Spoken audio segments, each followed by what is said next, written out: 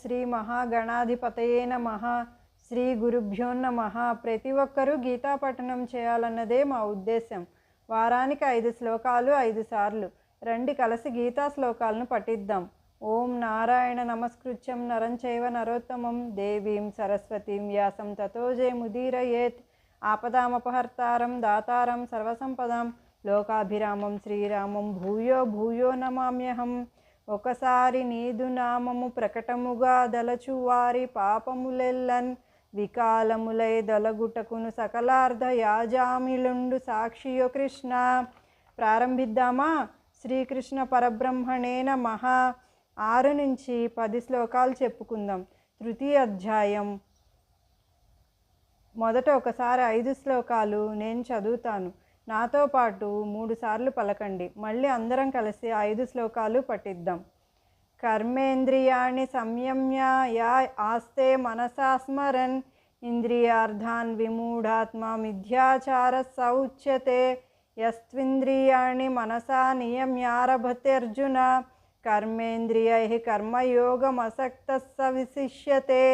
నియతం కురు కర్మత్వం కర్మజ్యాయో హ్యకర్మణః శరీరయాత్రాపి చ తేన ప్రసిద్ధ్యేద కర్మణః. యజ్ఞార్థాత్ కర్మణోన్యత్ర లోకోయం కర్మబంధనః తదర్థం కర్మ కౌంతేయ ముక్తసంగః సమాచర. సహ యజ్ఞాః ప్రజాః సృష్ట్వా పురోవాచ ప్రజాపతిః అనేన ప్రసవిష్యద్వ మేషవోస్విష్ట కామధుక్. కర్మేంద్రియాణి సంయమ్య య ఆస్తే మనసా స్మరన్ ఇంద్రియార్థాన్ విమూఢాత్మా మిథ్యాచార సముచ్యతే. కర్మేంద్రియాణి సంయమ్య యా ఆస్తే మనసా స్మరన్ ఇంద్రియార్థాన్ విమూఢాత్మా మిథ్యాచార సముచ్యతే. కర్మేంద్రియాణి సంయమ్య యా ఆస్తే మనసా స్మరన్ ఇంద్రియార్థాన్ విమూఢాత్మా మిథ్యాచార సముచ్యతే. యస్త్వింద్రియాణి మనసా నియమ్యారభతేర్జున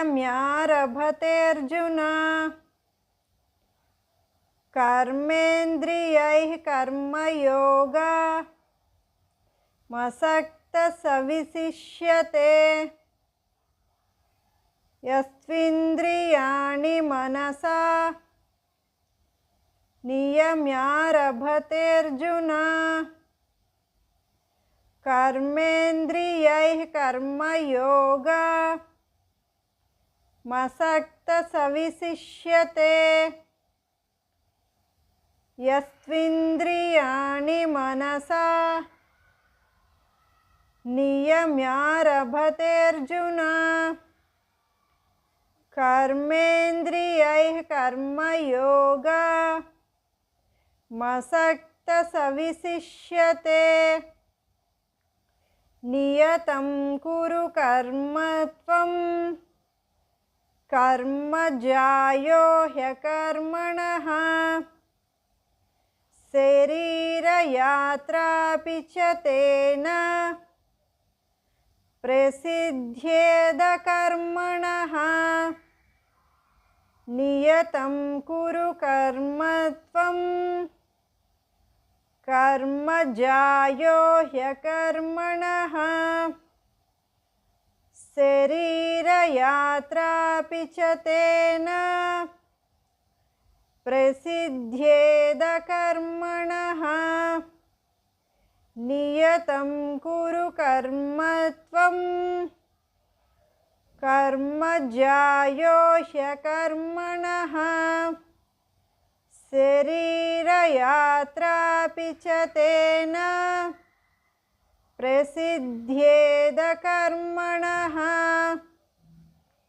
యజ్ఞార్థాత్ కర్మణోన్యత్ర లోకోయం కర్మబంధనః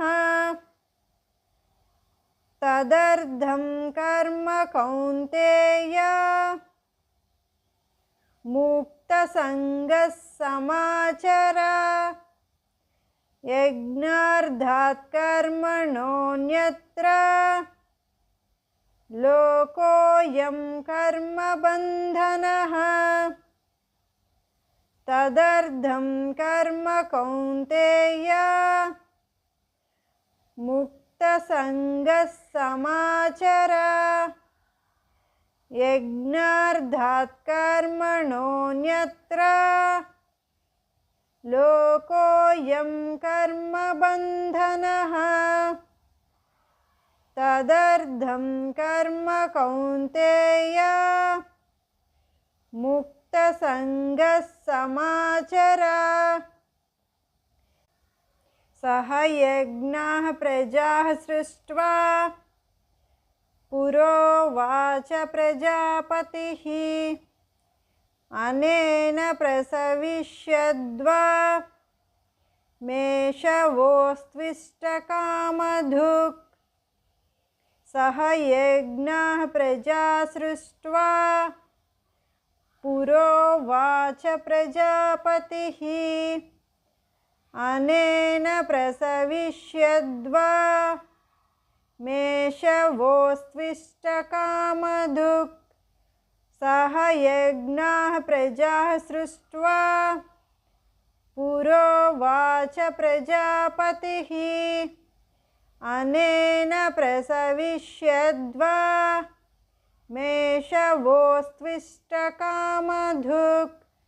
కర్మేంద్రియాణి సంయమ్య యా ఆస్తే మనసా స్మరన్ ఇంద్రియార్థాన్ విమూఢాత్మా మిథ్యాచారస ఉచ్యతే.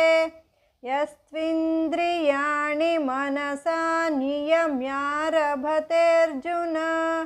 కర్మేంద్రియైః కర్మయోగమసక్త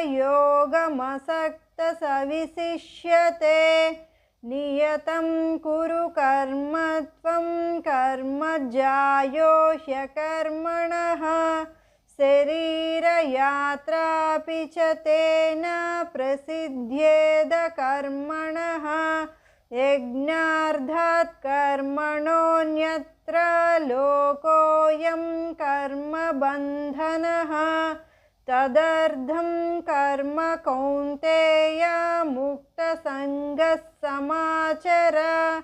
సహ యజ్ఞాః ప్రజా సృష్ట్వా పురోవాచ ప్రజాపతిః అనేన ప్రసవిష్యద్వా మేషవోస్త్విష్టకామధుక్. తాత్పర్యం: ఎవరైతే ఇంద్రియాలను నిగ్రహించి కూడా మనస్సులో మాత్రం ఆ ఇంద్రియ విషయాలనే ఆలోచిస్తున్నారో వారు డాంబికులు అనబడుతున్నారు. ఎవరైతే మనసు చేత ఇంద్రియాలను లోబరుచుకుని ప్రతిఫలాపేక్ష లేకుండా కర్మలు ఆచరిస్తుంటారో వారే ఉత్తములు. కాబట్టి నువ్వు నీకు నియమితమైన కర్మలను ఆచరించు. ఎందుకంటే ఏ పని చేయకపోవడం వలన దేహయాత్ర కూడా అత్యంత దుర్భరంగా పరిణమిస్తుంది. యజ్ఞ సంబంధమైన కర్మలు మినహాయించి మిగిలిన కర్మలన్నీ బంధన హేతువులే. కాబట్టి అర్జున, ఫలాపేక్ష లేకుండా యజ్ఞవిధిగా కర్మలను ఆచరించు. పూర్వం ప్రజాపతి యజ్ఞాలతో బాటుగానే ప్రజలను సృష్టించి యజ్ఞం వలన మీరు వృద్ధి పొందుతారు, దీనివల్ల మీ అన్ని కోరికలు తీరుతాయి అని ఆదేశించాడు. ఓం సర్వే భవంతు సుఖినః, సర్వే సంతు నిరామయాః, సర్వే భద్రాణి పశ్యంతు, మా కశ్చిద్ దుఃఖభాగ్ భవేత్. సర్వం శ్రీకృష్ణ చరణారవిందార్పణమస్తు. స్వస్తి.